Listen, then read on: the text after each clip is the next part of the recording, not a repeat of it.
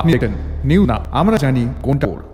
सोमवार 1 दिसंबर से केंद्र के निर्देश के मुताबिक राजभवन का नाम बदलकर लोक भवन कर दिया गया है। कॉलोनियलिज्म के साये को दूर भगाने के लिए राज्य का यह सिंबॉलिक बदलाव अब देश के अलग अलग राज्यों में एक नया पहचान के संदेश के रूप में फैलाई जा रही है।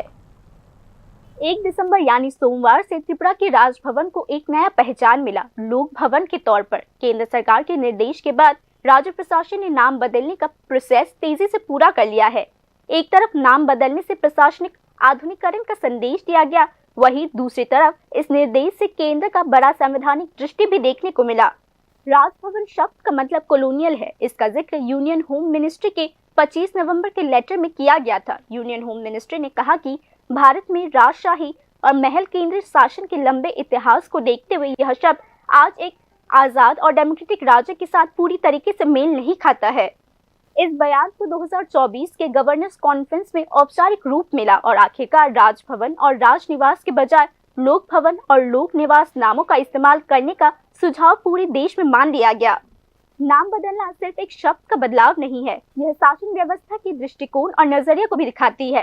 केंद्र सरकार ने दावा किया है कि राज के बजाय लोक में यह बदलाव सांकेतिक रूप से राज्य की सत्ता और गरिमा के केंद्र को लोगों की ओर स्पष्ट करने का संदेश देती है। भाषा के नजरिए से यह इसके लोकतांत्रिक महत्व को और भी मजबूत करता है। त्रिपुरा में ऑर्डर लागू होने के साथ ही लोक भवन नाम का इस्तेमाल सभी जगहों पर होना शुरू हो चुका है। प्रशासनिक अधिकारियों के मुताबिक यह बदलाव न सिर्फ सेंट्रल निर्देश पर तेजी से प्रतिक्रिया देगा, बल्कि राज्य की प्रशासनिक छवि में एक नया अध्याय भी शुरू करेगा।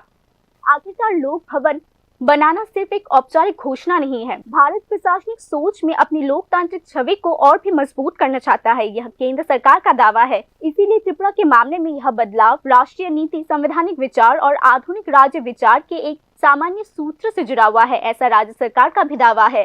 Bureau report, news now.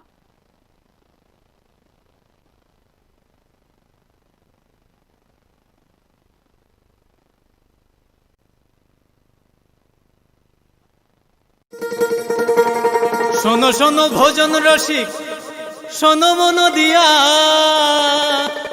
সাজের সাদে রান্না করো লঙ্গরাই দিয়া।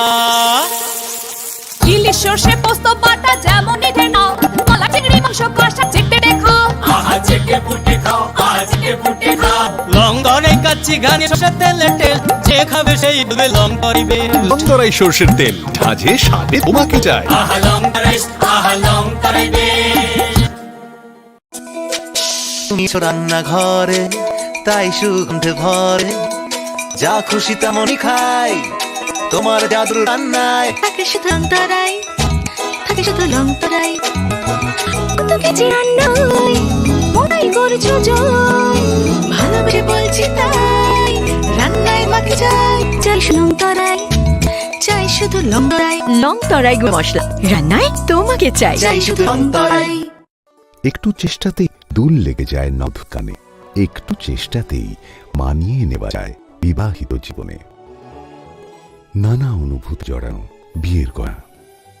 সুন্দর কাম্প জুয়েলার্স। মশলা হাতে নয় চামচে তুলুন। লংতরাই মশলার প্রতি 250 গ্রাম প্যাকেট 1 চামচেই লংতরাই গুঁড়ো মশলা, রান্নায় তোমাকে চাই।